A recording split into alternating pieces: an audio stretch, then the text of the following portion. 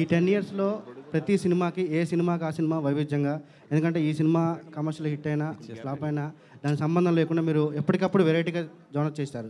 'గద్దలకొండ గణేష్' లాంటి మా సినిమా వచ్చినంత మాత్రాన మీరేం మారలేదు మళ్ళీ. వెబ్ 2 లాంటి కామెడీ అంటే వచ్చాక మారలేదు. ఎప్పటికప్పుడు కొత్త కొత్త జోనర్స్ ట్రై చేస్తున్నారు.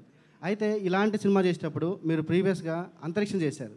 'అంతరిక్షం' అనేది మీరు ఎన్నో ఆశలు పెట్టుకొని ఏదో వెరైటీగా ఉంటుంది చాలా కొత్త జోనర్ చేశారు మీరు. బట్ అది రిజల్ట్ అంత రాలేదు. సో ఈ సినిమా చేసేటప్పుడు మనం ఆల్రెడీ అది చేశాం కదా, అదేమన్నా గుర్తొచ్చిందా మీకు? 'అంతరిక్షం' అనేది ఏమన్నా? ఎందుకంటే ఆకాశం ఆ టైప్ ఏమన్నా? నాకు మీరు మాట్లాడుతున్నారా క్వశ్చన్ అడుగుతున్నారు అర్థం కావట్లేదు నాకు. అంటే ఏమన్నారండి చెప్పండి. యాక్చువల్లీ 'అంతరిక్షం' చేశారు కదా మీరు అంతకుముందు. 'అంతరిక్షం' చేశారు కదా, అది డిఫరెంట్ కాన్సెప్ట్ మూవీ. అవునండి, చాలా వెరైటీగా ఉంటుంది మీరు చేశారు మీరు. బట్ అది రిజల్ట్ సరిగా రాలేదు. అంటే దాని రిజల్ట్కి ప్రతి cinema is on its own. ఆ సినిమా ఎందుకు ఆడలేదు లేకపోతే ఆ సినిమా వల్ల ఇది గుర్తొచ్చింది అనేది లేదు. సినిమాలో ఉండే ఎమోషన్ బ్యాక్డ్రాప్ మీరు ఏదైనా తీసుకోండి, ఆర్మీ సినిమా తీసుకోండి, మాఫియా బ్యాక్డ్రాప్ అయినా తీసుకోండి, లేకపోతే ఒక మంచి కమర్షియల్ మదర్ సెంటిమెంట్ ఉన్న సినిమా తీసుకోండి, అన్నిటికీ ప్రధాన ఎమోషన్ అనేది చాలా ఇంపార్టెంట్, చాలా స్ట్రాంగ్గా ఉండాలి. అది ఉండాలనే ప్రతి డైరెక్టర్ కానీ ప్రతి స్క్రిప్ట్లో కానీ ట్రై చేస్తాం.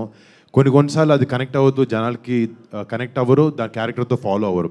అలాంటి తప్పు 'అంతరిక్షంతో' జరిగింది. ఆబ్వియస్లీ ఆ ఒక సినిమానే కాదు, నేను చేసిన సినిమాల్లో సరిగా ఆడని ఏ సినిమా నుంచైనా ఏదో ఒక విషయం నేర్చుకుని అది నెక్స్ట్ సినిమాలో జరగకుండా ఎలా ఉంటుందని ఆలోచించి ఇంప్లిమెంట్ చేయడానికి ట్రై చేస్తాం. బట్ ఆ ఎమోషనల్ థ్రెడ్ అనేది ఈ సినిమాలో స్ట్రాంగ్గా ఉండాలనేది ఉండింది నాకు. కథ విన్నప్పుడు ఎయిర్ ఫోర్స్ సినిమా అంటే డెఫినెట్గా ఉంటుందని తెలుసు, బట్ ఎంత స్ట్రాంగ్గా ఉంటుంది, క్యారెక్టర్ని ఫాలో అయ్యేలా ఉంటుందా లేకపోతే ఓన్లీ మిషన్ బేస్డ్గా ఉంటుందా సినిమా అని అనుకున్నప్పుడు తన స్క్రిప్ట్ తీసుకొచ్చినప్పుడు, నరేషన్ ఇచ్చినప్పటి నుంచి ఆ స్క్రిప్ట్లో ఎమోషన్ ఉంది. మేము ఎక్స్ట్రా పెట్టాలి అని పెట్టే అవసరం లేకుండా ఇట్స్ ఆల్రెడీ దేర్. అంటే సార్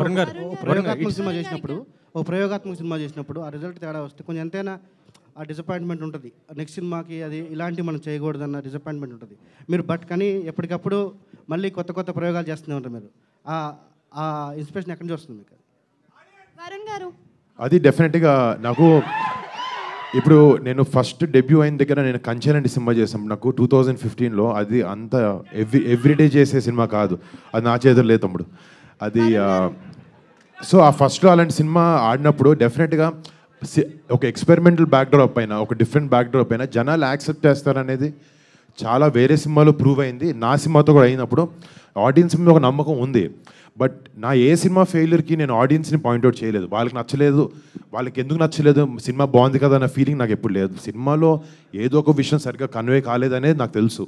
సో అది అర్థం చేసుకుని వాళ్ళు మళ్ళీ సరిగా ఎలా ఎంటర్టైన్ చేయాలి, వాళ్ళు నమ్మకం పెట్టుకున్న దాన్ని ఎలా నిలబెట్టాలి అనే ప్రయత్నం మాత్రం తప్పకుండా ఇప్పుడు చేస్తూ ఉంటాను. వరుణ్ గారు, ఇక్కడ మీ బాబాయ్తో మీరు స్క్రీన్ షేర్ చేయాలని అనుకుంటున్నారు కదా? అవును. సో అంటే నెక్స్ట్ ఇప్పుడు ఎలక్షన్స్ రాబోతున్నాయి, ఆ క్యాంపెయిన్లో అయినా పార్టిసిపేట్ చేస్తారా? మీ నాన్నగారు మీ బాబాయ్తో కలిసి జనసేన తరపు నుంచి చేసే అవకాశం ఉంటుందా? అంటే నేను లాస్ట్ టైం కూడా మా నాన్నగారు చేసినప్పుడు, బాబాయ్ గారు చేసినప్పుడు చేశాను. అంటే ఇప్పుడు ఇది చాలా పెద్దవాళ్ళు డీల్ చేసే విషయాల్లో నా సపోర్ట్ అనేది మా బాబాయ్కి, మా బాబాయ్ నమ్మే ఐడియాలజీస్కి, మా బాబాయ్ తీసుకునే పాత్ మీద నాకు 100% ఎప్పుడూ నమ్మకం ఉంది. అది నేను ఎన్నో సందర్భాల్లో చెప్పాను అండ్ అది మాత్రం ఎప్పటికీ మారదు. అండ్ జనసేనకి, బాబాయ్ దానికి మా ఎప్పుడు సపోర్ట్ 100%. మనిషి